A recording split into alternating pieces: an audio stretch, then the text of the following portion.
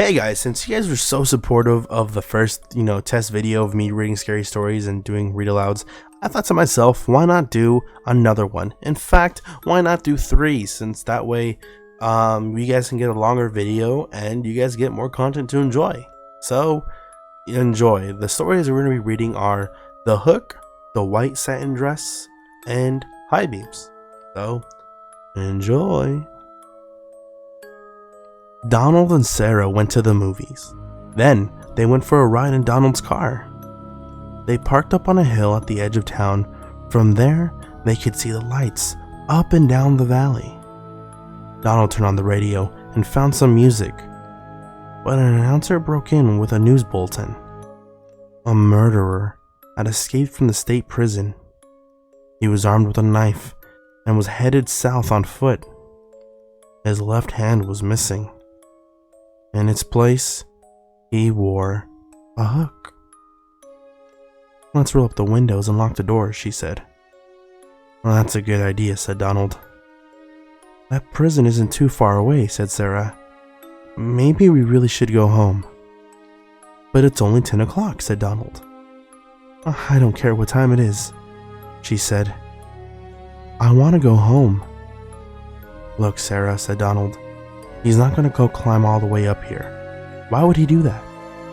Even if he did, all the doors are locked. How could he get in?" "Donald, he could take that hook and break through a window and open a door," she said. "I'm scared and I want to go home." Donald was annoyed. "Girls always are afraid of something," he said. As he started the car, Sarah thought she heard someone or something scratching at her door. "Did you hear that?" she asked as they roared away. "It sounded like somebody was trying to get in." "Oh, sure," said Donald. Soon, they got to her house. "Would you like to come in and have some cocoa?" she asked. "No," he said. "I've got to go home." He went around the other side of the car to let her out. Hanging on the door handle was a hook. A young man invited a young woman to a formal dance, but she was very poor, and she could not afford to buy the evening gown that she needed for such an occasion. "Maybe you can rent a dress," her mother said. So she went to a pawn shop not far from where she lived. There, she found a white satin evening gown in her size. She looked lovely in it, and she was able to rent it for very little. When she arrived at the dance with her friend, she was so attractive. Everyone wanted to meet her. She danced again and again and was having a wonderful time. But then, she began to feel dizzy and faint, and she asked her friend to take her home. "I think I've danced too much," she told him. When she got home, she lay down on her bed. The next morning, her mother found that her daughter had died. The doctor did not understand what caused her death, so he had a coroner perform an autopsy. The coroner found that she had been poisoned by embalming fluid. It had stopped her blood from flowing. There were traces of the fluid on her dress. He decided it had entered her skin when she perspirated when she was dancing. The pawnbroker said he'd bought the dress from an undertaker's helper. It had been used in a funeral for another young woman, and the helper had stolen it just before she was buried. The girl driving the old blue sedan was a senior at the high school. She lived on a farm about 8 miles away and used the car to drive back and forth. She had driven into town that night to see a basketball game. Now, she was on her way home. As she pulled away from the school, she noticed a red pickup truck followed her out of the parking lot. A few minutes later, the truck was still behind her. "I guess we're going in the same direction," she said. She began to watch the truck in her mirror. When she changed her speed, the driver of the truck changed his speed. when she passed the car. So did he.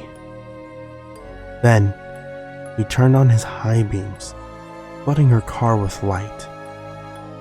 He left them on for almost a minute. He probably wants to pass me, he thought. But she was becoming uneasy. Usually she drove home over a back road. Not too many people went that way. But when she turned onto that road, so did the truck. I've got to get away from him, she thought. She began to drive faster.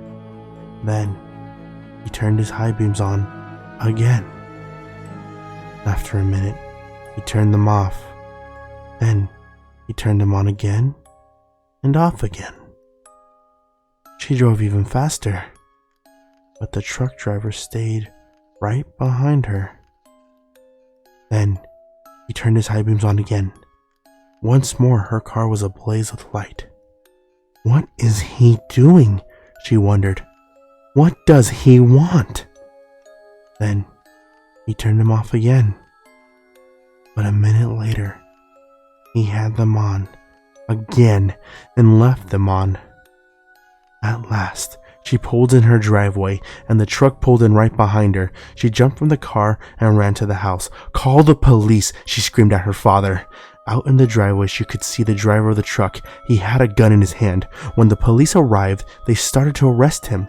But when he pointed at the girl's car, "You don't want me," he said.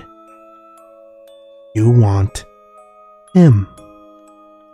Crouched behind the driver's seat, there was a man with a knife. As the driver of the truck explained it, the man slipped into the girl's car just before she left the school. He saw it happen, but there was no way he could stop it. He thought about getting the police, but he was afraid to leave her, so he followed her. Each time, the man in the back reached up over to power her. The driver of the truck turned on his high beams. Then, the man dropped down, afraid that someone might see him.